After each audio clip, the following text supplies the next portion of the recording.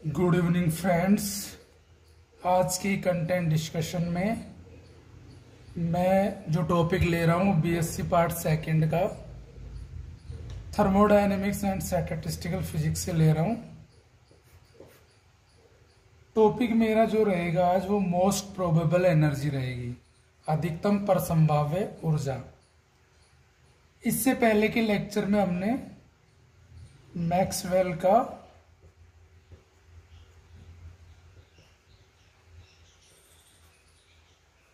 ऊर्जा वितरण सिद्धांत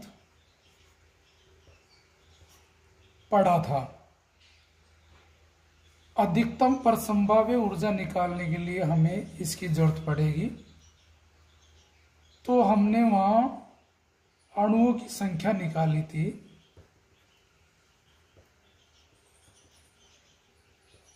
मैक्सवेल का ऊर्जा वितरण सिद्धांत क्या कहता है? उन अणुओं की संख्या बताता है जिनकी ऊर्जा E and E plus DE range में थी। तो वो हमने कल निकाला था। DNE का जो वैल्यू आया था, इससे पहले वाला लेक्चर देखना, इसके लिए इसको समझने के लिए इससे पहले वाला लेक्चर देखना बहुत इम्पोर्टेंट है, बहुत आवश्यक है। और ये DNE उन अणुओं की संख्या जिनकी ऊर्जा E तथा E प्लस D रेंज में थी, वो संख्या हमारे पास आई थी 2n अपॉन पाई की पावर हाफ 1 अपॉन KT की पावर 3/2 E की power half exponential minus E upon KT DE। अगर मैं प्रोबेबिलिटी निकालूं जो एनर्जी E रखता है तो कितना हो जाएगा? DNE upon N। N total number of molecules हो जाएंगे जो सभी तरह की एनर्जी रखता है, और DNE उन मॉलिक्यूल्स की संख्या होगी जिनका energy range E and E plus D है। तो क्या हो जाएगा इस फॉर्मूले से? 2 अपॉन पाई की पावर हाफ 1 अपॉन KT की पावर 3/2 E की power half exponential minus E upon KT DE। ये ऊर्जा का वितरण सिद्धांत चल रहा है मैक्सवेल के अनुसार। एक तो इसके अगर मैं निष्कर्ष की बात करूं, कल भी की थी, निष्कर्ष में क्या होगा कि अगर मैं E0 रख दूं तो PE क्या हो जाएगा? 0। मतलब उन अणुओं की प्रोबेबिलिटी, मतलब जिनकी ऊर्जा 0 है, वो अणु पाए ही नहीं जाएंगे सिस्टम में अकॉर्डिंग टू मैक्सवेल। मतलब अणुओं की ऊर्जा शून्य होने की प्रायिकता भी क्या होगी? शून्य। मतलब ऐसा अणु कोई भी बंद पात्र में नहीं होगा। इस बंद पात्र में कोई भी अणु ऐसा नहीं होगा जो स्थिर हो। मतलब सारे के सारे अणु पात्र में अस्थिर होंगे, कोई न कोई वेलोसिटी या कोई न कोई गतिज ऊर्जा से वो मूव करते रहेंगे। दूसरा जो महत्वपूर्ण कंक्लूजन ये है कि इसमें कहीं पे भी m नहीं है, मास। तो कहने की मतलब है अणुओं की प्रायिकता मास पर डिपेंड नहीं करती। मतलब सेम कोई से भी गैस ले लें आप, बशर्ते वो आइडियल कंडीशंस का पालन करें, वो सभी गैसें इसी ही मैथमेटिक्स को फुलफिल करेगी या फॉलो करेगी। कौन सी मैथमेटिक्स को? जो मैक्सवेल ने दी है ऊर्जा के लिए। मतलब ऊर्जा के लिए जो वितरण सिद्धांत या डिस्ट्रीब्यूशन लॉ मैक्सवेल ने दिया है, सारी गैसें जो आइडियल इक्वेशन कौन सी है? PV = nRT का जो भी पालन करेंगी सारी गैसें, वो इसी डिस्ट्रीब्यूशन फंक्शन को फुलफिल करेगा। तो ये कंक्लूजन है। और दूसरा थर्ड कंक्लूजन ये होगा कि ई के छोटे मानों के लिए तो जिम्मेदार होगा ये टर्म्स एनर्जी की ई की पावर हाफ, और एनर्जी के बड़े मानों के लिए जो टर्म्स जिम्मेदार होगी वो एक्सपोनेंशियल टर्म जिम्मेदार होगी। अब मुझे तो एक्चुअल मेरे टॉपिक पे आना है कि मोस्ट प्रोबेबल एनर्जी क्या होती है। तो मोस्ट प्रोबेबल एनर्जी निकालने के लिए क्या होगा, इसका परिभाषा क्या होगी, इसकी अधिकतम पर संभाव्य ऊर्जा की। तो वह ऊर्जा जिसके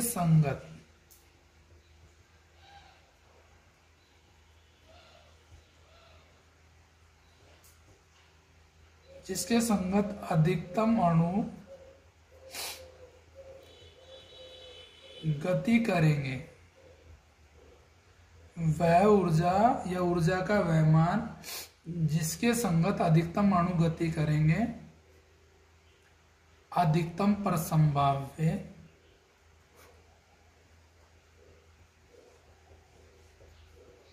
ऊर्जा कहलाती है।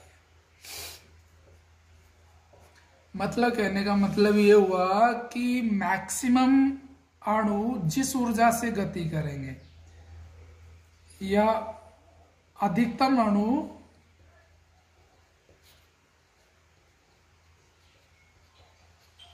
जिस ऊर्जा से गति करेंगे, मोस्ट प्रोबेबल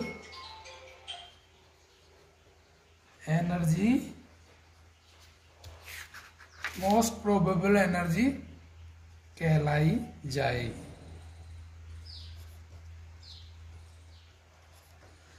अधिकतम अणु जिस ऊर्जा से गति करेंगे मोस्ट प्रोबेबल एनर्जी कहलाई जाएगी। अब हम इसका डेरिवेशन करेंगे। तो डेरिवेशन में एक तो जरूरत पड़ेगी, इसके लिए क्या करेंगे, पहला उकलन जीरो कर लेंगे, D P E over D E बराबर जीरो। मतलब वो एनर्जी निकालना चाहते हैं, क्योंकि मैथमेटिक्स की प्रॉपर्टी है मैक्सिमा और मिनिमा निकालने के लिए हम फर्स्ट अवकलज उसका शून्य करके देख लेते हैं और उस एनर्जी का मान निकाल लेते हैं। तो कितना होगा ये जो हमारे पास आएगा, इसका मान रख देंगे D by D E, O P का मान रख देंगे। पी की कैलकुलेशन की थी हमने 2/पाई की पावर हाफ 1/kt की पावर 3/2 e की पावर हाफ e की पावर माइनस e/kt। और ये किसके बराबर होगा, जीरो के बराबर। कांस्टेंट को बाहर निकाल लीजिए, ये कांस्टेंट पार्ट है, तो D by D E of E की power half exponential minus e/kt is equal to zero. तो या D by D E of E की power half exponential minus e/kt is equal to zero. U into V से इसका अवकलन कर लेंगे, तो ई हाफ को कांस्टेंट कर लिया हमने, इसका क्या हो जाएगा एक्सपोनेंशियल माइनस e/kt, और क्या बच जाएगा माइनस 1/kt भी आ जाएगा,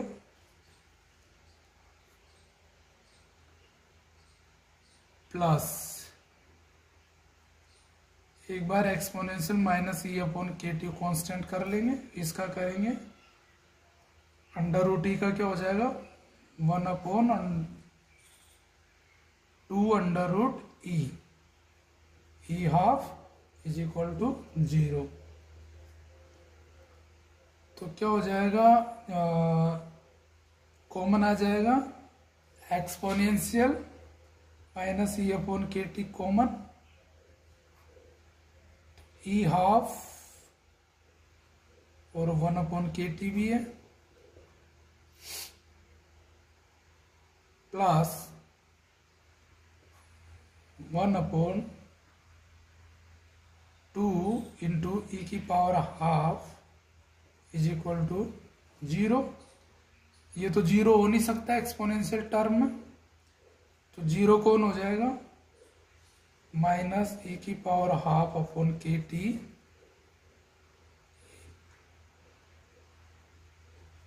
इज इक्वल टू माइनस 1 अपॉन 2 ई की पावर हाफ। ये 0 होगा, माइनस से माइनस कट जाएगा, ई हाफ एक तरफ आ जाएगा और के टी ऊपर चल जाएगा, हाफ के टी।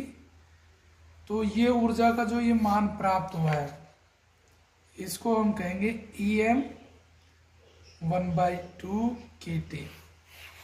ये इसे कहते हैं मोस्ट प्रोबेबल एनर्जी, वैसे जैसे मोस्ट प्रोबेबल स्पीड होती थी। तो ये इंपॉर्टेंट है। तो हम जो प्रोबेबिलिटी है उसका भी मान निकाल सकते हैं हम, अगर ये मान रख दे उसमें। तो पीई का क्या फॉर्मूला था,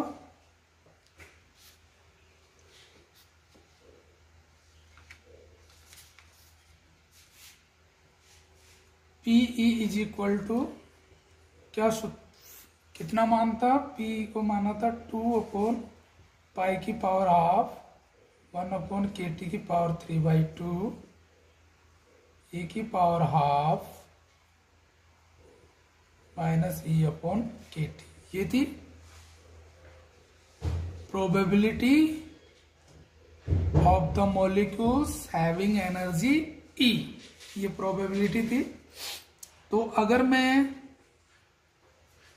इसका मोस्ट प्रोबेबल एनर्जी का वैल्यू सब्स्टिट्यूट कर दें, जो कितनी आई थी, हाफ के टी आई थी, तो इसमें रखते हैं तो हमारे पास जो रिजल्ट आएगा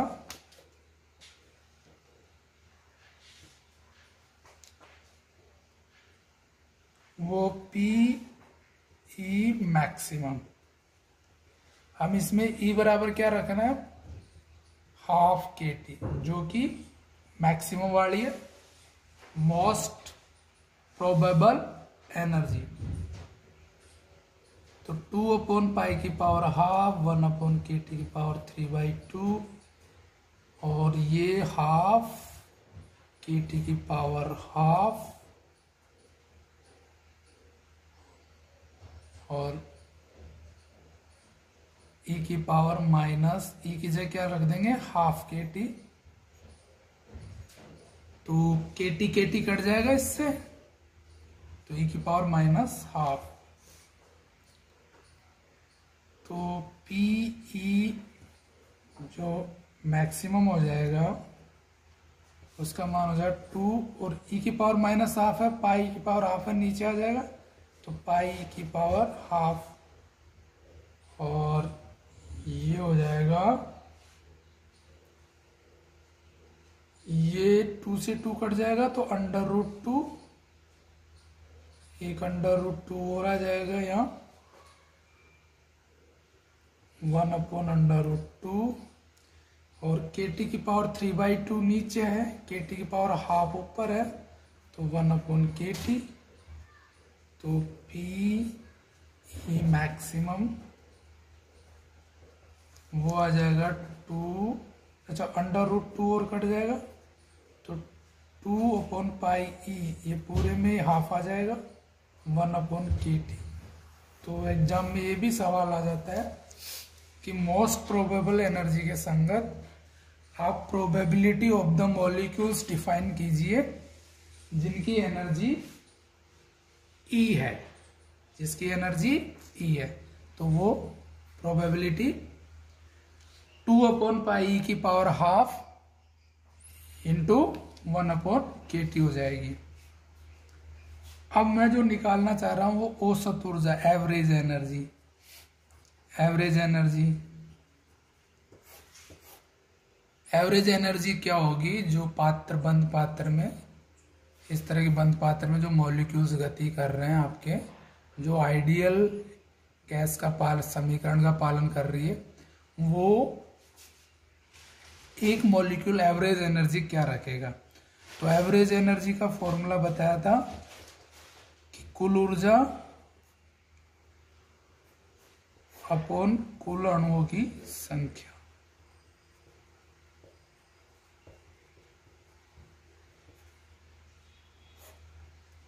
तो कुल ऊर्जा कितनी हो जाएगी भाई? डीएनई तो ऊर्जा उन अणुओं की संख्या है जिनकी ऊर्जा E तथा E+D रेंज में। मान लीजिए एक अणु की ऊर्जा E है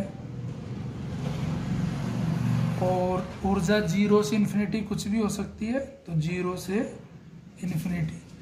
डीएनई तो मॉलिक्यूल्स की संख्या जिनकी energy E and E+DE range में, राइट।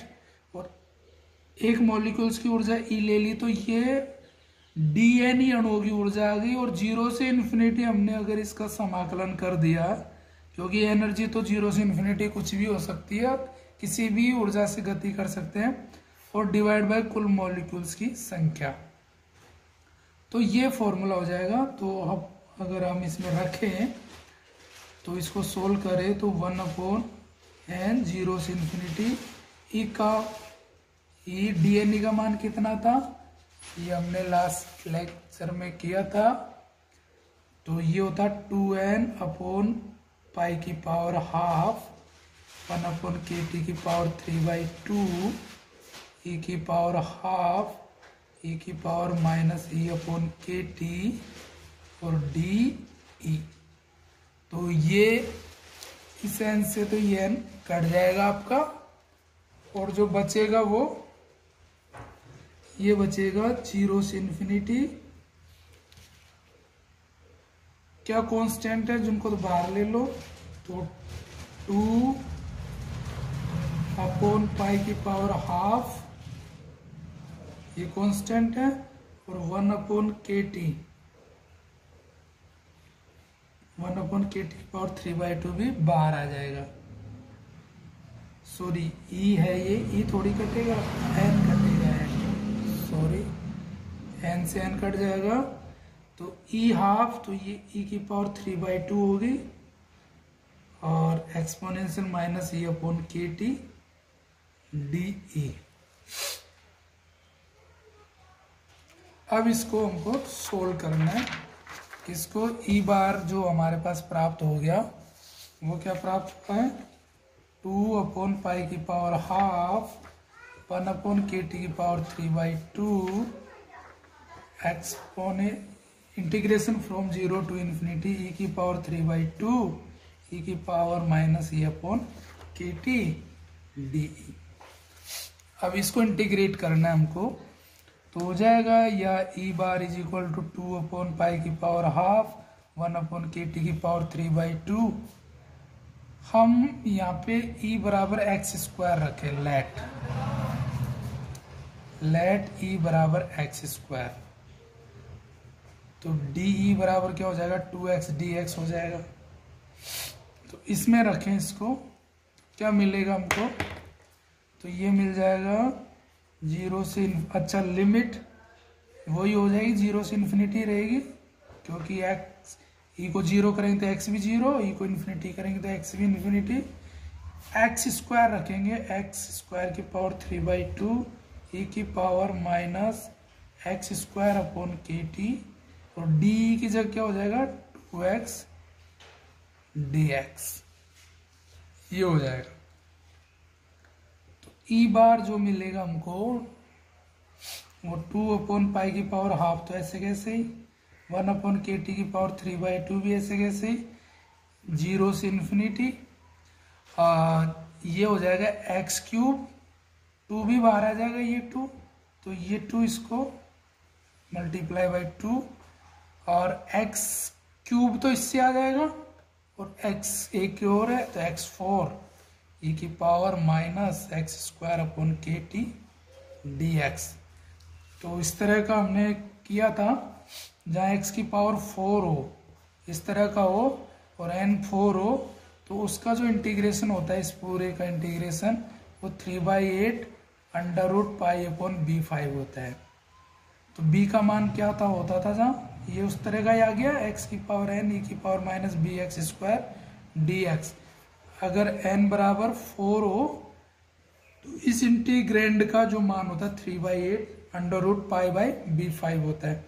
तो रख देंगे, तो e bar is equal to 2 upon pi की power half 1 upon K T की पावर 3/2, और इसका कितना हो जाएगा, अच्छा ये 2 और है तो ये 4 हो जाएगा, 4, और ये हो जाएगा 3/8 under root pi upon b5।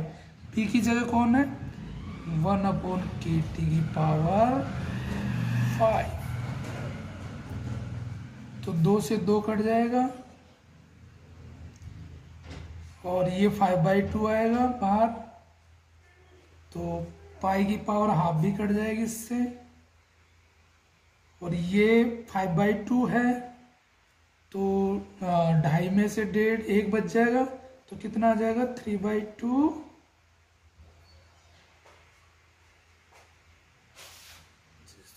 4/2 3/2, 4 से 8 कटे 3/2 के टी, ई बार ये मिल जाए, ये average energy of the molecules, जो मैक्सवेल का एनर्जी डिस्ट्रीब्यूशन लॉ को फॉलो करेगा। तो आज तक के लिए इतना ही। Thank you for discussion.